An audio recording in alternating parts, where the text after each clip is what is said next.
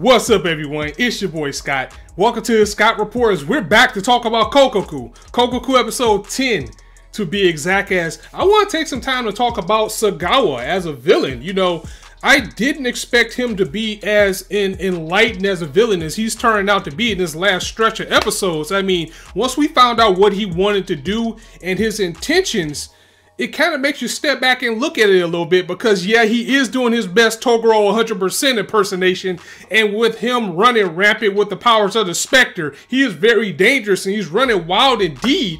But what we saw in this episode is that Sagawa offered to teach Juri the ways of the Spectre and said, you know what, I will let you go. I will let you out of the stall, and you know, you can go live your life without sacrificing yourself, because that's going to make your family sad, right? That's definitely not something that you want to do. But you have to wonder, was this a talk of just a desperate man, or is he really like talking in the sense of a Renaissance man? Because if you think about what he's trying to do, you know, he's trying to use the power of the herald and the stall and all that stuff to just advance his life and keep moving forward and forward and forward to see where the world will be when everything ends. That's not exactly evil. I mean, of course, the way that he's going about it is making things more evil than they should be, especially with him using people as experiments to kill and not caring about anybody in his way and sacrificing anybody he can to learn more and more about this power. But in the end, this guy just wants to find a way to cheat life, you know, the immortality staple that most villains always have when you have that opportunity.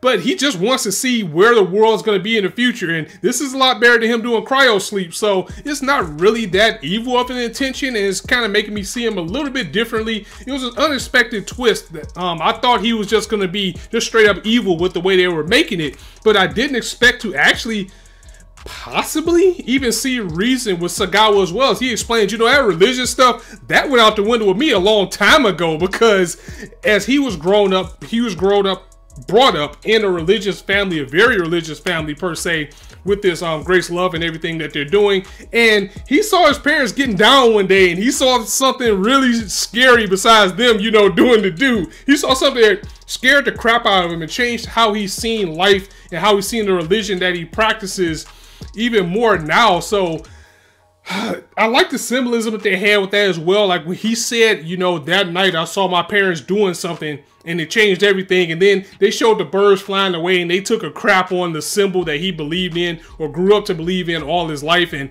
now he's seen that that's not true. We're gonna have to wait till next week to get into that, but that was a little bit of an interesting point that they had here. With what I can assume is we only have 2 episodes left, which is kind of weird that we didn't get an official episode count for this series. The fight that I expected to see between Juri and Sagawa, I think at this point it pretty much went down in this episode, because now we're going to spend episode 11 doing the backstory and learning about his intentions. In episode 12, I totally see this being the type of thing that when Juri does expel him, it's going to be one of those monologue things right where the Spectre's fading away from him, where he's got his arms up and he's like, I just wanted to make the world a better place. They're building it so you can either relate to Sagawa or maybe even feel sorry, as he sees that everything that he was brought up to live for was wrong and he just wants to change everything. And Sagawa this episode, as we've seen, he was just getting stronger and stronger and stronger with learning how to control the herald. And as time pressed on, I have to address one of the things that I'm not liking about the series. I mean, it's more, I don't want to say that I don't like the comedy in the series. It's just the father himself, as he's trying to convince everyone that he was the person that was controlling, you know, the other goon that got turned to the Spectre, even though it was really Makoto. And he was so bad at doing it that everybody saw through it, and it just kind of took me out of the mood personally. I mean, yeah, it was funny, but the thing is, he was foolish enough to actually believe that he was doing the right thing, even convincing the kid, like, look, don't say anything until you get older, okay? Just think of yourself as a hero being in the shadows. And I'm like, this guy's full of crap. But, you know, thankfully you have characters there like, you know, Juri, that's gonna always pull his card and call him on that type of thing. But I think coming this deep into it, they should have just wrapped up what he was trying to do last week or something. It was kind of unnecessary, but it's also a way to keep him relevant in the series too. It's just, I don't like the character. That's basically what I'm trying to say. But it was also pretty cool to see Makoto actually use a persona per se, as he was controlling the monster to fight Sagawa, and everybody was getting in, doing what they can to try to stop this guy. And you know you really don't have a true boss unless they have a second form. So when he started to expose his weakness of that he needs to keep his nutrients up and he went down to this slim form, you'd think he would have been weaker, but this actually made him, you know, more desperate to keep his nutrients up and do what he needed to do. He became stronger, he became faster, and that was going to be more of a problem for everyone overall. But then once they got him cornered, we just got this monologue of him talking to Gramps and, you know, Jury like, look, let's talk about this. This is what I want to do. I'll let you go. So heading into the final stretch again, which I guess is the final stretch with the flow that the series is going. I don't see it being more than 12 episodes unless they go somewhere else really further along, but the manga's finished too, so this is going to be all we got it. And, you know, manga readers, let me know. I know you guys are telling me that this is a pretty good adaptation of what they have in the manga. But we're heading to the home stretch of the series. I do still feel that it needs more exposure than it's getting. It still is a good ride for you guys to watch, but it really is going to depend on how this ends. Now, again, I do admit that I came in thinking that, okay, he's just going to be another person that wants to rule the world, oh, blah, blah, blah.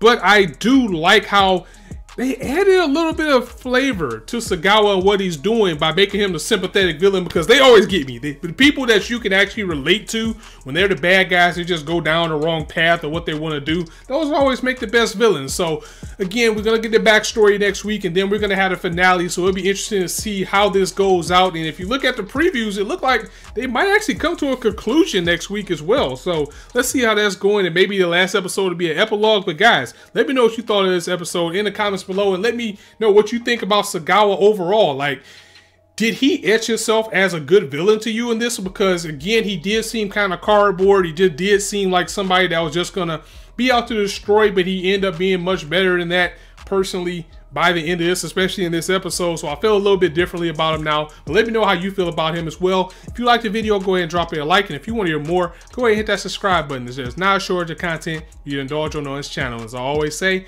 you guys can be anywhere on YouTube right now, but you chose to listen to me. I really appreciate that, so thanks for stopping by. On that note, it's your boy Scott signing out. See you soon.